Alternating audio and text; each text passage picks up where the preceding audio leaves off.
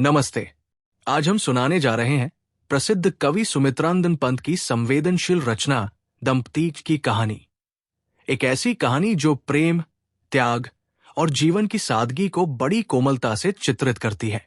तो चलिए शुरू करते हैं कहानी दंपति से। पार्वती की शादी छुटपन में हो गई थी। वो गांव की लड़की थी। पिता खेतीबाड़ी का काम देखते थे। जात के ब्राह्मण थे। थोड़ी सी जमीन थी। स्वयं खेती का काम न कर सकने के कारण उन्होंने असामी रख लिए थे। जो कुछ उससे पैदा हो जाता उसी में किसी तरह गुजर कर लेते। कुटुंब कुछ छोटा न था। मां अभी जीती थी। एक विधवा भावज थी जिसके 2 बच्चे थे। उनके भरण पोषण का भार भी पार्वती के पिता पर था। पार्वती से बड़े 4 भाई बहनें थी। भगवान की कृपा से किसी तरह दिन अच्छी तरह कट जाते थे। अधिकांश समय भजन पूजन, भागवत, रामायण के पठन पाठन में व्यतीत होता था। गांव में मान भी अच्छा था। छोटे बड़े सब में अपने नेक स्वभाव के लिए प्रसिद्ध थे। दान दक्षिणा में जो धन मिलता था उसी से पार्वती के बड़े भाई एंट्रेंस तक पढ़ सके थे। एक गांव के ब्रांच में पोस्टमास्टर था, दूसरा डिस्ट्रिक्ट बोर्ड में क्लर्क। दोनों अपनी बहुओं बच्चों का पालन पोषण करने लायक हो गए थे। पार्वती की बड़ी बहनों की शादी भी अच्छे ही घरों में हुई। दोनों खुशहाल थी। यही संतोष उसके नेक दरिद्र पिता की मानसिक संपत्ति थी। पार्वती की शादी भी शहर ही में हो गई। उसके पिता की नेकी में प्रभाव था। अब वो निश्चिंत हो और भी तल्लीनता से भगवान की आराधना में समय यापन करते थे। पार्वती के पति शहर के डाकखाने में क्लर्क थे। पुराने अंग्रेजी मिडिल पास थे। दुबले पतले थे सही, पर स्वास्थ्य अच्छा था। पार्वती के भाग से ही उसे ऐसे स्वामी मिले थे। पार्वती के सिवा उनके और कोई विनोद न था। पोस्ट ऑफिस से सीधे घर आते और बालिका पार्वती के सहवास का सुख लूटते और किसी और उनको आसक्ति या रुचि नहीं पाई जाती थी। पार्वती का रंग सावला था। लंबी नाक, लंबा मुख, काली चिकनी स्नेह करुणा मिश्रित आंखें, हंसी में लाज, लालसा और कुछ कुछ विजयदर्प था। नवयुवती होने के कारण सुंदर न होने पर भी बुरी न लगती थी। शादी के बाद 14 साल की होने पर पार्वती स्वामी के घर आई थी। गौना तभी हुआ था। उसके स्वामी के लिए उसका स्त्रीत्व काफी था। सुंदरता की उन्हें ऐसी परवाह न थी। जिस प्रकार गांव के साधारण संसार में पिता के सात्विक गृह में पली हुई पार्वती के मन में पति के घर के लिए कोई विशेष कल्पना न थी। केवल ब्याह का अनिर्वचनीय भाव और पति मिलने का लालसाहीन, अज्ञात, गुप्त सुख ही सब कुछ था। उसी तरह पार्वती के पति के लिए भी स्त्री की सुंदरता और गुणों का अधिक मूल्य नहीं था। केवल किसी स्त्री के अपनी पत्नी होने के भाव में ही सबसे अधिक मोहिनी थी। संभव है ये नई जवानी के कारण हो या साधारण वातावरण में पलने के कारण। दूसरी अपनी बन गई है। कैसा मधुर रहस्य है। दूर एकदम समीप आ गया। नहीं दूर पास का भेद भी नहीं रह गया। कल्पना ने सत्य का आसन ग्रहण कर लिया। अपने ही साथ एक ही आसन। उसे छिपाकर, कल्पना ही रखकर, उसकी मनोहरता को चारों ओर से घेरकर उसकी रक्षा करनी चाहिए।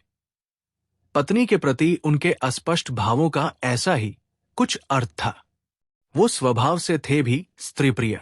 उस स्त्री के बड़े भाग्य है जिसे स्त्री प्रिय स्वामी मिलता है। पुरुष तो बाहर ही के संसार में खोया रहता। गांव की पार्वती के और भी बड़े भाग्य थे जो वो शहर का घर और स्त्रैणति पा गई। बाहर की सारी संपत्ति जैसे उसे अपनी मुट्ठी के भीतर मिल गई।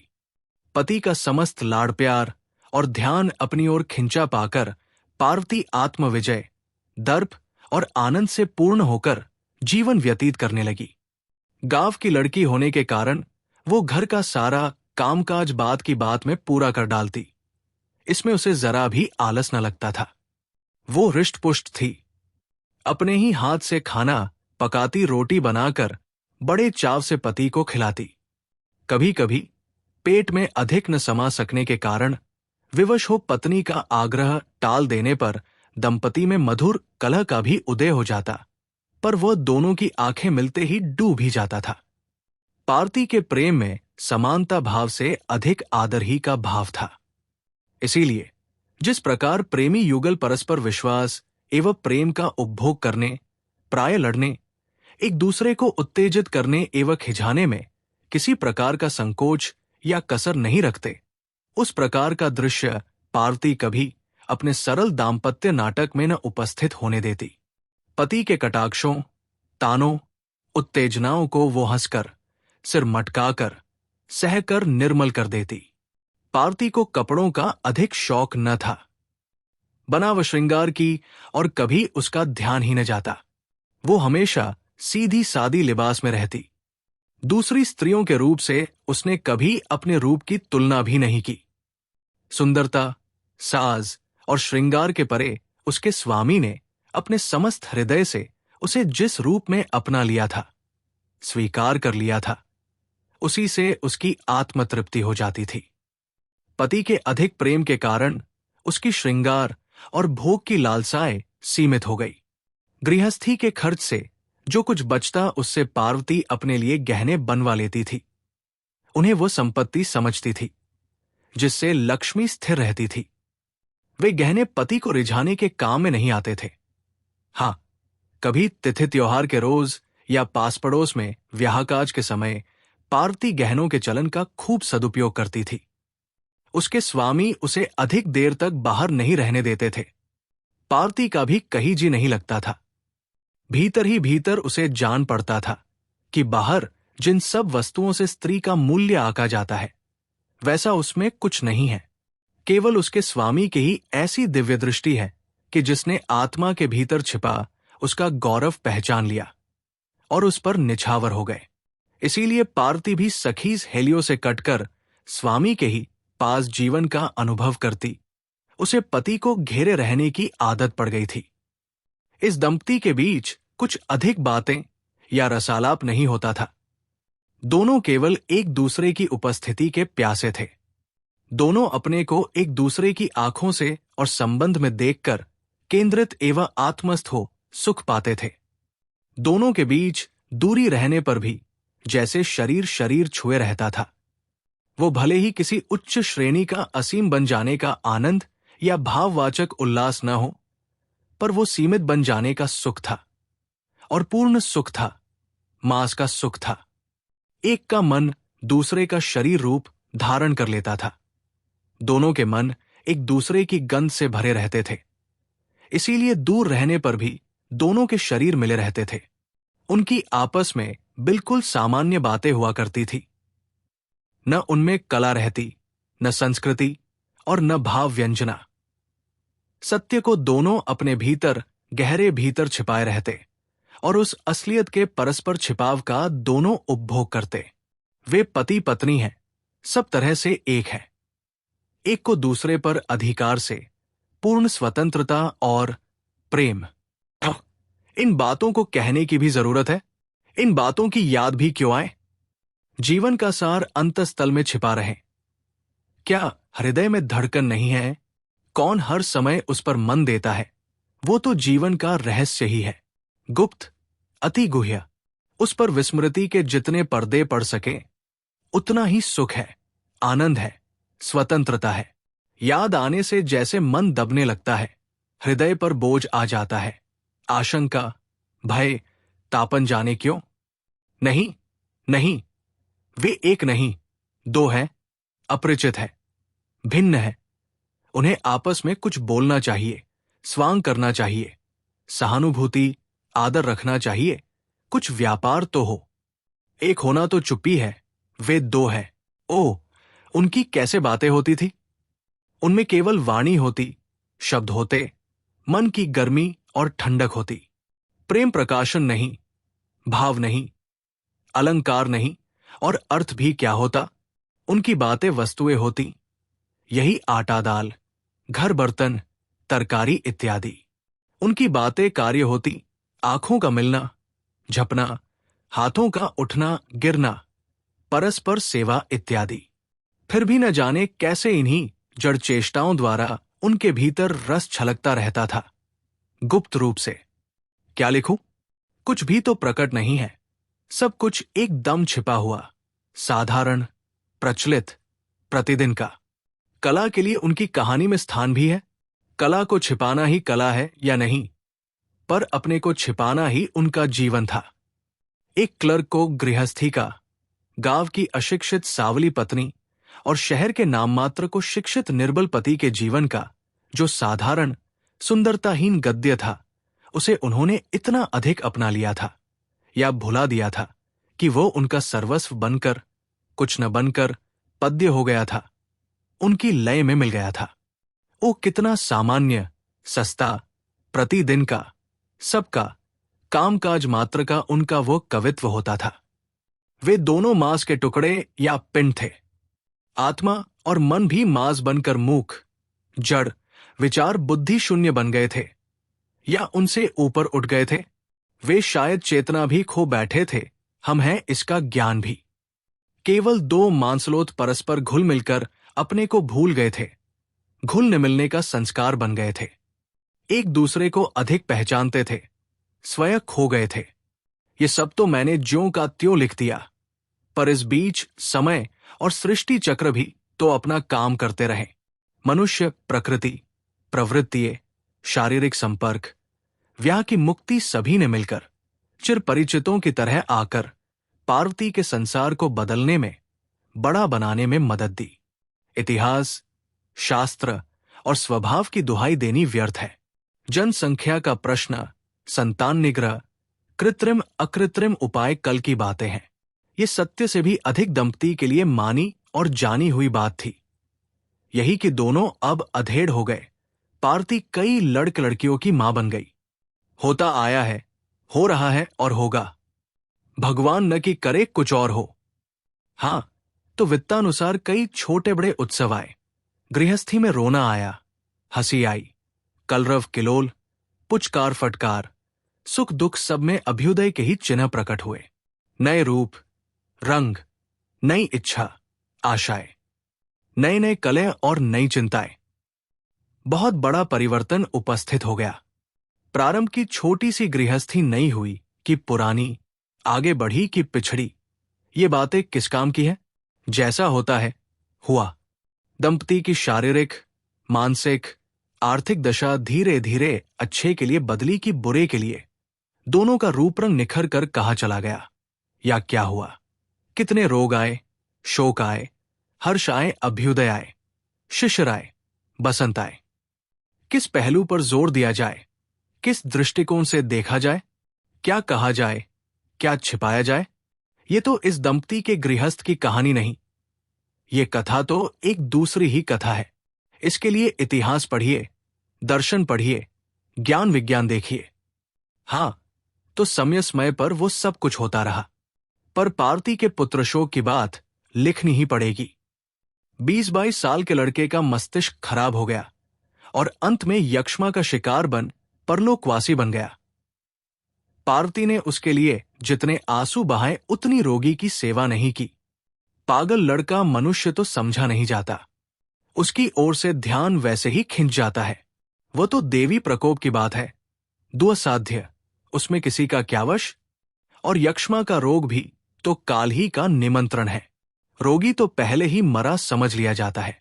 विदेशी दवाओं के लिए वैद्य एकदम नहीं भरते हैं, और साधारण स्थिति के डाकखाने के बाबू के लड़के के लिए बहुमूल्य रसादी दवाएं भी कहाँ तक खर्च की जा सकती है। सैनिटोरियम और स्वच्छ जलवायु के स्वप्न देखना भी ऐसे लोगों के लिए संगत नहीं। तिस पर भी लड़का पागल ठहरा। भाई, सच्ची बात है, मृत्यु की चापलूसी करने से क्या फायदा? सभी लोग भीतर ही भीतर ठीक बात अच्छी तरह समझते हैं। क्या किया जाए, सब तरह से लाचारी ही लाचारी थी।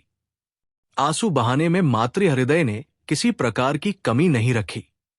धीरे धीरे समय ने कब बेचारी के हृदय का घाव किस तरह भर दिया, इसे कोई नहीं जानता। बाहर से तो ये गूंगे दंपति दुरुस्त ही दिखते हैं, भीतर अब भी छिपी हुई कसक हो कौन जाने। शादी के बाद प्रसूत बाधा से एक लड़की भी पार्वती की जाती रही। जन्म मृत्यु किसके हाथ में है? अब उसके लिए 2 लड़के और 1 लड़की रह गए हैं। बड़े लड़के ने स्कूल लीविंग के बाद पिता के पद का अनुसरण कर लिया। पिता को अब पेंशन हो गई है। लड़के की शादी अच्छे घर हुई, पर स्त्री रुग्ण ही रहती है। सुनता हूं 2-3 बच्चों की मां भी बन गई है। कोई कहते हैं कि गरीबों के लिए स्त्री प्रसंग ही एकमात्र मनोरंजन रह जाता है। संभव है, पर पुत्र ने भी स्त्री के बारे में सोलो आने पिता का स्वभाव पाया है। पार्ती दूसरी कन्या का विवाह भी संपन्न कर चुकी है। छोटा पुत्र जो अभी विद्यार्थी ही है, मां के पास रहता है। पार्ती के स्वामी का बुढ़ापा मैं ठीक ठीक न लिख सकूंगा।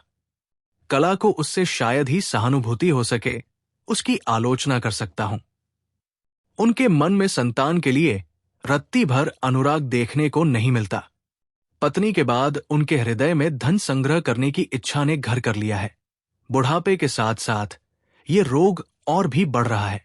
वो अंगूठे को तर्जनी से रगड़ते हुए सांकेतिक भाषा में सब पर यही प्रकट करते हैं कि रुपयों के बिना कुछ नहीं होता, रुपयों का बड़ा अभाव है। दूसरों के बारे में भी वो केवल उनकी माली हालत जानना पसंद करते हैं। अपने छोटे से वेतन में उन्होंने थोड़ा बहुत अवश्य संचय कर लिया है।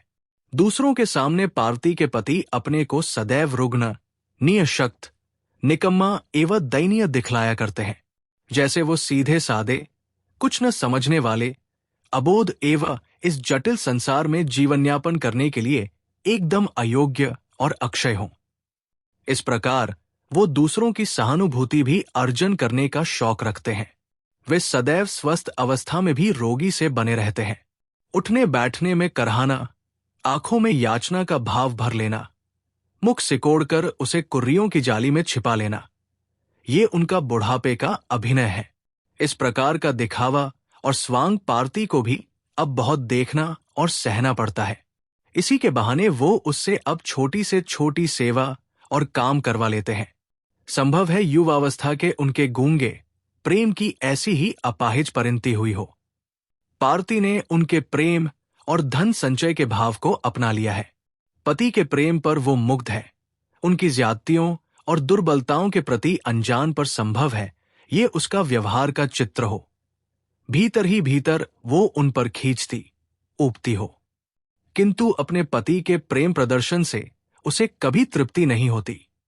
जब कभी उसके पति उसका नाम लेकर या बेटे बेटी को संबोधन कर उसे पुकार लगाते, अथवा औरतों के गिरोह की परवाह न कर उसके पास जाकर खड़े हो जाते, अथवा घर का काज करते समय उसका पल्ला पकड़े रहते, जैसा कि बुढ़ापे में पेंशन पाने के बाद उनका अभ्यास हो गया है, तब पार्ती लाज, संकोच, खीज, ऊब का अभिनय करती हुई भी भीतर ही भीतर उनकी उस अनुरक्ति का उपयोग करती देखी गई है। वो उनसे उल्हाने के स्वर में कहती, मेरे साथ साथ क्या फिर रहे हो? कोई कागज या अखबार हाथ में क्यों नहीं लेते? या अपने लड़के से कहती, गिरिंद्र बेटा जरा इनसे कह तो दे सही कि कागज बांचे, जरा घूमे फिरे, धूप का मुंह देखें, कह तो दे बेटा। अभी हाल में पार्ती के स्वामी बीमार पड़ गए थे। रोग ने अचानक भयंकर रूप पकड़ लिया। पार्ती ने जिस लगन, साहस और दिन रात के अथक परिश्रम से उनकी सेवा शुश्रूषा की वो अवर्णनीय है। काल से लड़कर जैसे उसने अपने स्वामी को फिर से लौटा लिया। पड़ोस के पढ़े लिखों का कहना है कि अपने समाज में स्त्री की परवशता ही पार्ती के इस भगीरथ प्रयत्न का कारण है। पुत्र के लिए ये सेवा परायणता की प्रवृत्ति उसकी कहाँ सो रही थी। आतो से अधिक श्रेय नहीं देते, पर पढ़े लिखे संदिग्ध जो रहते हैं, पुराने लोग तो इसका कारण पार्ती की अनन्य पतिभक्ति ही बतलाते हैं और इसके लिए उस सावित्री की प्रशंसा करते हैं। पार्ती को स्वयं उसका कारण ज्ञात नहीं। आश्चर्य उसे भी होता है कि पति को मृत्यु के मुख में देखकर उसके दीर्घ जीवन के परिश्रम से थके गले बूढ़े अंगों में वैसी प्रबल शक्ति कहाँ से आ गई, नींद भूख भी कहाँ खो गई। जो कुछ भी हो, पति को जीवनदान मिल गया, भगवान दया निधान है। बीमारी के बाद कुछ बुढ़ापे के कारण भी पार्वती के स्वामी की स्मृति बहुत क्षीण हो गई है। कभी कभी भ्रांत भी हो जाते हैं, स्वप्न को जागृत अवस्था की घटना समझने लगते हैं। आंखों में शाक्तिहीन चमक आ गई है, मस्तिष्क की नाड़ियों पर अधिकार खो रहे हैं। अब वे पार्वती के बिना क्षण भर नहीं रह सकते। वही मां है, वही मंत्री, वही सखी, पार्वती के स्वामी खुली हुई ग्राम्य हंसी हंसते हैं, हंसने में हाथ पर हाथ भी मारते हैं। उस हंसी ने अब भी उनका साथ नहीं छोड़ा है। उनमें एक प्रकार की रसिकता की मात्रा भी है। पार्वती को अब प्राय उसका स्वाद मिला करता है। अब भी पार्वती का जीवन ही दंपति का जीवन है। पेंशन के बाद छोटी सी आर्थिक दशा में और भी कमी आ जाने के कारण बूढ़ी पार्वती पर घर के प्रबंध का भार और बढ़ गया है। वो स्वयं पानी खींचती, बर्तन मांजती है। उसके सिर पर बात का गोला निकल आया है। कभी मैंने उसे खिन्न, विरक्त, ऊबा खींचा नहीं पाया। कष्टों के प्रति ये पुरुषार्थवादी विरक्ति उसकी श्लाघनीय है। अब भी स्वामी का मुस्कुराते मुख से स्वागत करती है। वो आधार है, स्वामी चित्र, वो रूप, रेखा, रंग है, स्वामी मूर्ति। वो गृहस्थ की अस्थि का ढांचा है, स्वामी मांसपिंड। वो निद्रा है, स्वामी स्वप्न। वो चेतना, स्वामी अनुभूति। उस रोज स्वामी के पास सुबह के समय पानी का लोटा रखते हुए पार्वती ने मधुर उपदेश के साथ कहा, लीजिए, हाथ मुंह धो लीजिए, एक लोटा बदन में भी डाल लीजिए। ब्राह्मण का चोला ठहरा। कहा है, धन की शुद्धि दान से, देह की शुद्धि स्नान से। स्वामी ने जैसे सोते से जगकर पूछा, क्या कहा? धन की शुद्धि स्नान? पार्वती ने वात्सल्य भाव से दोहराकर समझाते हुए कहा, हां, धन की शुद्धि स्नान से। उसके स्वामी ने फिर से उस वाक्य को दोहराया और साश्चर्य मुग्ध दृष्टि से सिर हिलाते हुए बार बार उसकी नीतिमत्ता और बुद्धि की प्रशंसा की। वाह, तुम बहुत ही होशियार हो। पार्वती ने आत्म प्रशंसा से बचने के लिए मधुर विरक्ति से उत्तर दिया, ओह, मुझसे कैसी कैसी होशियार औरतें हैं। स्वामी ने आश्चर्य से आंखें फाड़कर कहा, अच्छा, मैंने तो शहर और गांव में तुम्हारी तरह होशियार किसी को नहीं देखा। पार्वती ने प्रसन्न होकर विरोध किया, तुमने और किसी की ओर देखा भी। संभव है पार्वती के स्वामी ने केवल रसिकता वश वो नाटकीय कथोपकथन गढ़ा हो, जिससे पार्वती को आत्मतुष्टि मिली, और इस तरह वो वृद्ध दंपति अपने साधारण से घर में भी असाधारण सुख पा लेते हैं। न धन का अभाव उन्हें खलता है, न समय की थकान, क्योंकि उनका प्रेम ही उनके जीवन का दीपक बन चुका है। सुमित्रानंदन पंत की दंपति हमें सिखाती है कि सच्चा वैभव संपत्ति में नहीं, मन के अपंत्व और प्रेम की गहराई में छिपा होता है।